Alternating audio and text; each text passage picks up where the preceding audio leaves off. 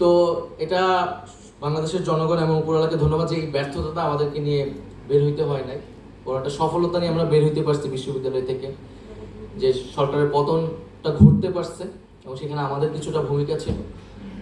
এবং আমাদের এখন সামনের যে বিষয়টা, যে আমাদের পরবর্তী প্রজন্ম, আমাদের প্রজন্ম এবং পরবর্তী প্রজন্মগুলো যারা বাংলাদেশে, তাদের জন্য যে আরেকটা ফ্যাসিজম তৈরি হবে না, এইরকম একটা রাষ্ট্র কাঠামো, সমাজ ব্যবস্থা বাংলাদেশে তৈরি করা, সেটার জন্য কাজ করা, যাতে আমাদের গণতান্ত্রিক অধিকারগুলা রাষ্ট্র হিসেবে 53 বছরে আমরা যা করতে পারি নাই, এই জুলাইয়ের মধ্য দিয়ে আমরা যাতে করতে পারি। এবং জুলাইকে আমি সবসময় মনে করি এটা আমাদের একটা স্টার্টিং পয়েন্ট, এটা আমাদের এন্ডিং পয়েন্ট না।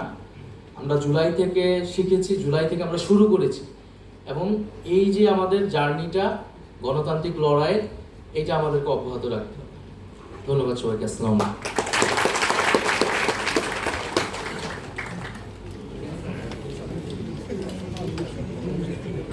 নাহিদ নেতার মতন করে বললেন।